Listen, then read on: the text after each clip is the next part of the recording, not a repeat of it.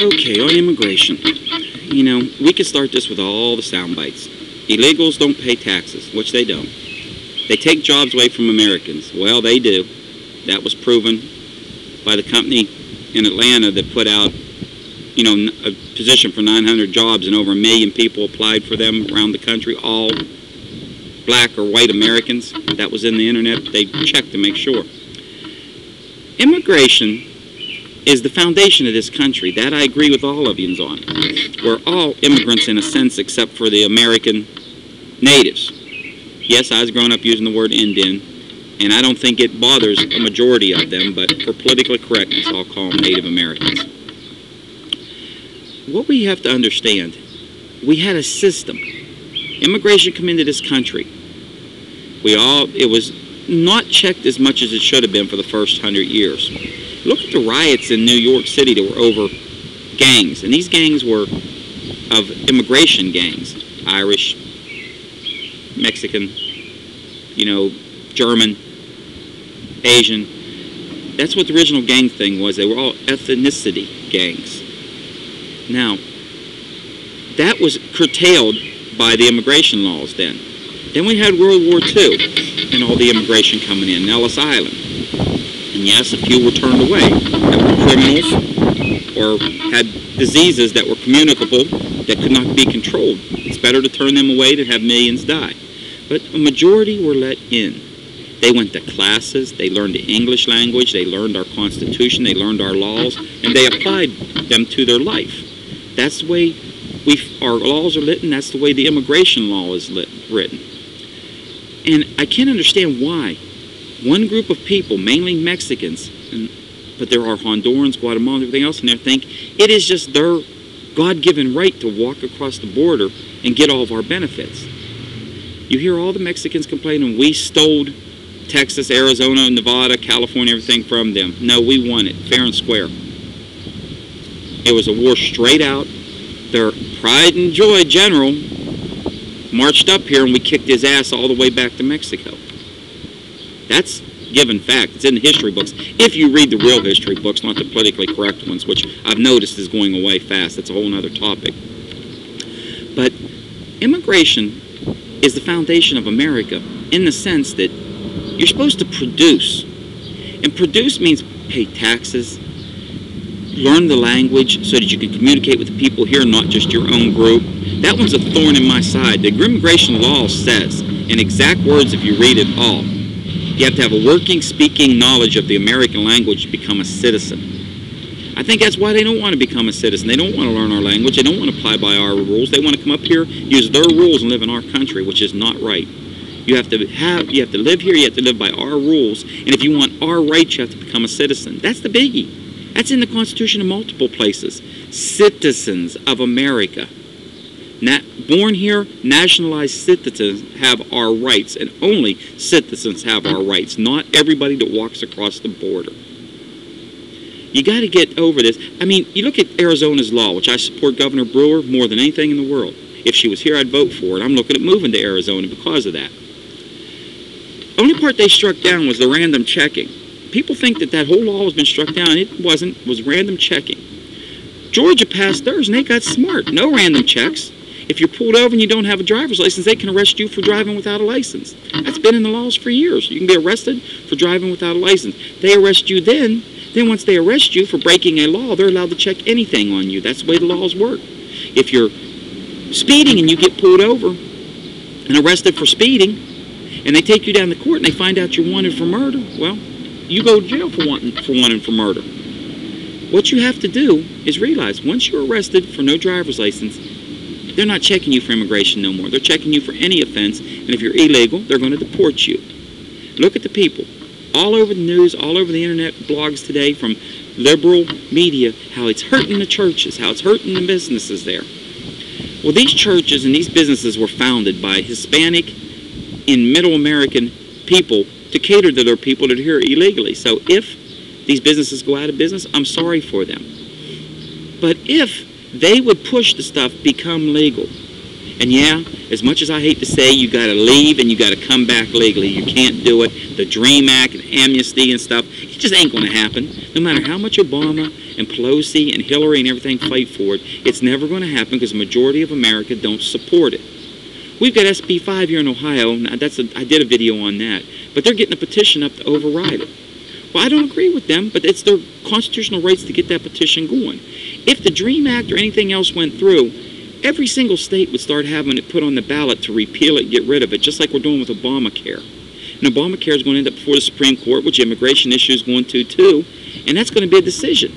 And the Supreme Court justices, even the liberals or the conservatives, they generally go by the Constitution and putting their own 2 cents worth in, and I hope they will on this. The immigration laws have to be enforced.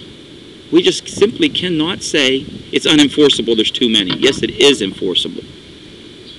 I mean, look at Mexico and the way they enforce their southern border. Yeah, people get in, but the ones that get in wish they didn't because they're usually executed, which we don't do that. And I agree that's not the right thing to do, execute them. But you look at the Texas and Arizona border. For illegal aliens to come across the border, they killed 2 ranchers in Arizona. They killed one in Texas yesterday. I've seen it on the internet. And yet you want to take their property away from them and find 2 of them that catch the illegal aliens and keep them there? Illegal alien says, he threatened me with a gun. Pointing a gun at you is not threatening you if you're illegal. If you're committing a crime, pointing a gun at you is detaining you with the ability to use force if you refuse to sit still. It's not threatening you. Now, if you're a citizen and you're walking across the street, somebody pulls a gun on you and says, stop, yeah, that's threatening you. Illegal aliens on somebody's property illegally, it's not threatening, it's detaining them. We got to get to the point where the border is enforceable. I mean, you see the video on the internet about the 2 Mexican girls climbing the fence. Google it, you'll find it on Yahoo. 2 Mexican girls climbing the fence. They think it's funny.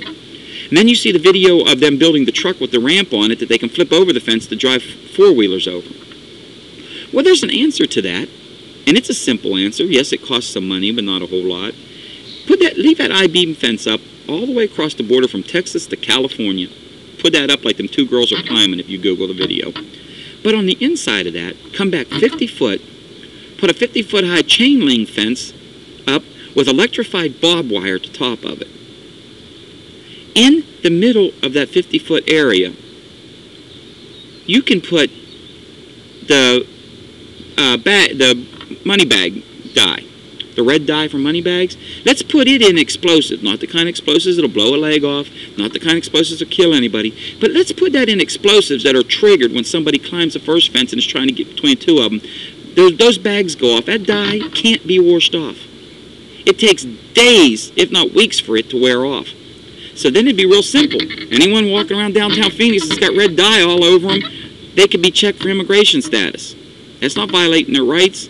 I mean, if you got 5 guys that rob a bank now, and they look for that red dye all over everybody. And after second thought, because of that red dye being in bank bags, let's make the dye on the border yellow, blue, purple, whatever you want. So it doesn't interfere with the cops' ability to use the red dye to find bank robbers, as they have been for over 60 years in this country. We have to enforce the border for the simple reason, hospitals, like I say, the medical costs for illegals in this country is skyrocketing.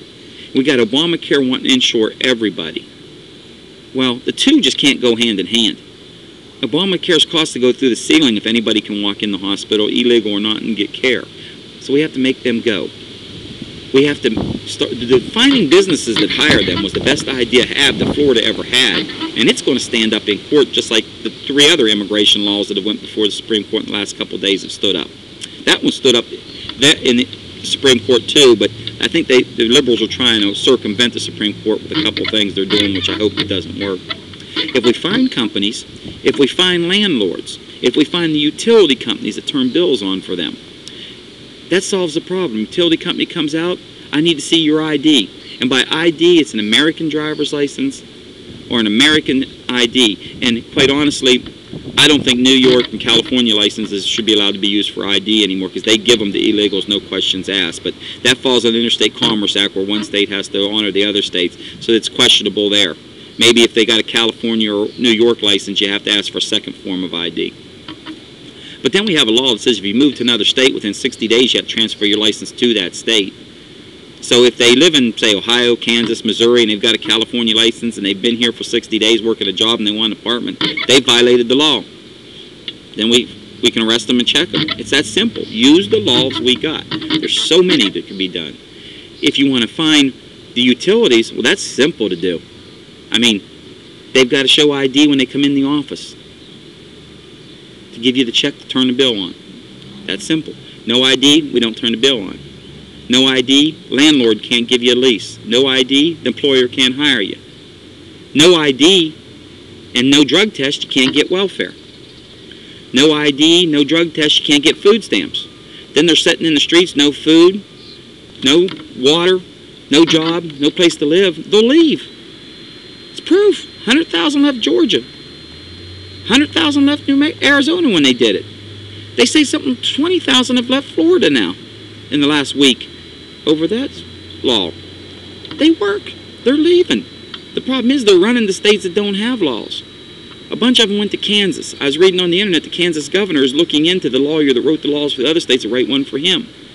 We're going to have to do every state that way before the federal government gets involved. Or we have to get a liberal out of the White House and get a conservative, not a Republican, not a independent, but a conservative. I don't care if they're independent conservative, they're Republican conservative. Hell, there's even Democratic conservatives. I've met a few that agree with me that are Democrats.